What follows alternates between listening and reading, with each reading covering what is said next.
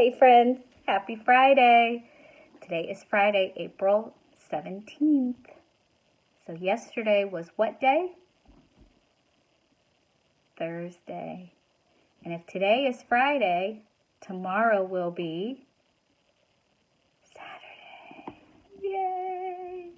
I hope everyone had a good week and they got their work done and they've enjoyed listening to these stories. I still miss you so much and hopefully we can get back together soon. But today is our last story about butterflies. So, I will be reading Pinkalicious and the Little Butterfly.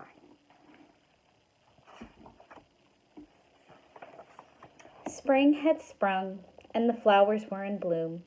Mommy said I could pick some on the way to school to bring to my teacher, Miss Penny.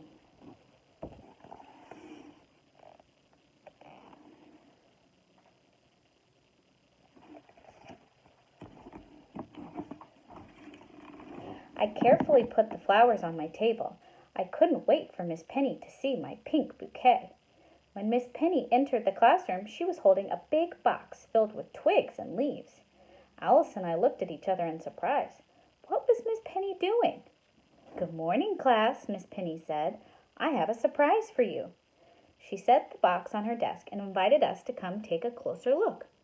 I peered into the box and saw, "Ew, worms!" Tiffany shrieked. "Cool," Jack said. Miss Penny laughed. "They're not worms, they're caterpillars. One day soon, they will turn into beautiful monarch butterflies." So there's Miss Penny with the box. And there's the inside of the box with the twigs and the caterpillars.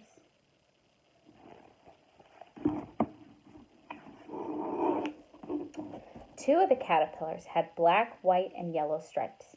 They were munching on leaves. The third caterpillar was emerald green. He scooted up and down the twig like a tiny race car. "How can something so small become a colorful butterfly?" I asked. "With the right food and love, they will," Miss Penny promised. "Would you like to hold a caterpillar?" I nodded and slipped my pinky into the box. The green one crawled onto my finger and wiggled around my palm. I had the perfect name for him. "His name is Wiggles," I said. "Hi, Wiggles," Allison said. "Welcome to our school." So there's two yellow, black, and white ones and one green caterpillar.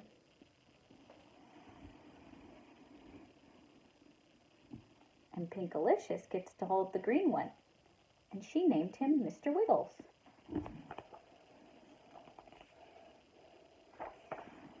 Miss Penny saw the flowers I had brought in earlier. "Did you know that caterpillars like to eat milkweed?" she said. "I brought them for you," I said. "Well, I think there's enough to share, don't you?" I put some milkweed carefully into the caterpillar house. I wasn't sure, but I thought Wiggles was smiling. Monarch caterpillars will only eat milkweed. Miss Steele has a couple milkweeds in her yard because I'm trying to attract some monarch butterflies to lay their eggs so I can have caterpillars. Over the next few weeks, I took extra special care of Wiggles and his friends. I brought them fresh milkweed every day. Allison helped me put it in the cage. Sometimes I would sing a song to Wiggles about an itsy-bitsy caterpillar climbing up a water spout. I even drew pictures of Wiggles in art class. I loved him.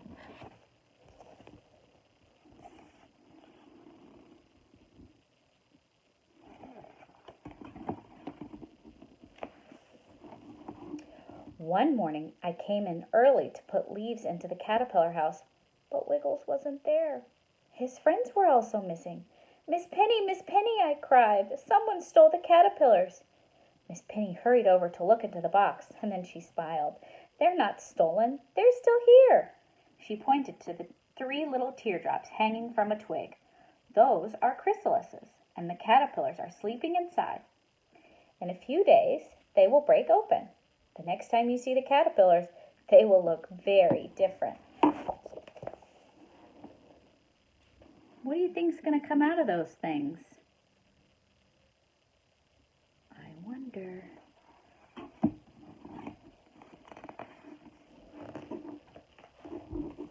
Over the next few days, the entire class watched and waited.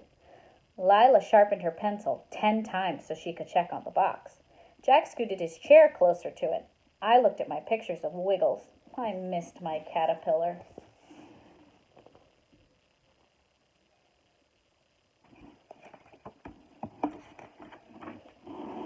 Look, Molly said after lunch. The chrysalises are moving. We all hurried over to watch. Soon, 2 orange butterflies sat on a twig. But the pink chrysalis didn't move. Once the butterflies could fly, Miss Penny lifted the lid of the box and opened the window. The butterflies flew all around the room and then out the window. I looked at Wiggles' chrysalis. I was worried. Would I ever see my wiggly friend again? So the butterflies hatched out of their chrysalis. Except not Miss Wiggles yet. He's still resting.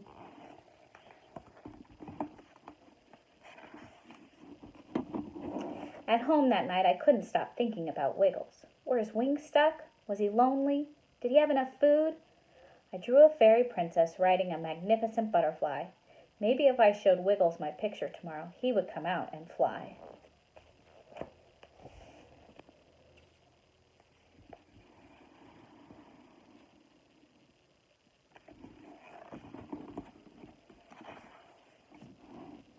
What's wrong, Pinkalicious? Daddy said as he entered my room that night. I told him about Wiggles, and he gave me a hug.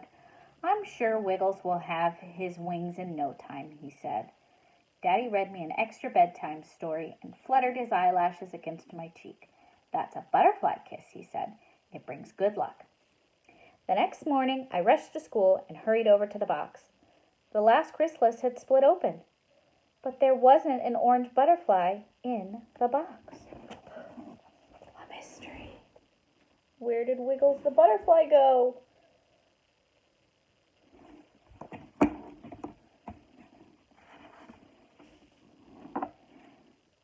There was a pink butterfly. Wiggles, I gasped. Wiggles delicately flapped his pinktastic wings. He gently fluttered from twig to the flowers.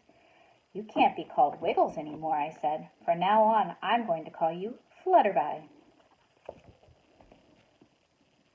Look at that beautiful pink butterfly.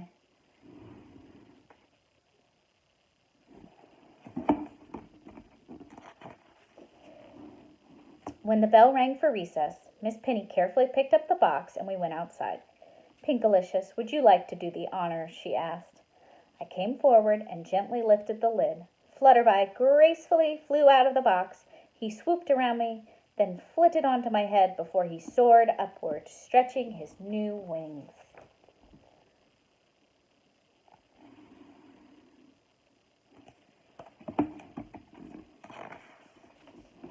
Flutterby, my butterfly, I called out to my friend. He dipped his antennae to say goodbye before sailing off into the blue sky.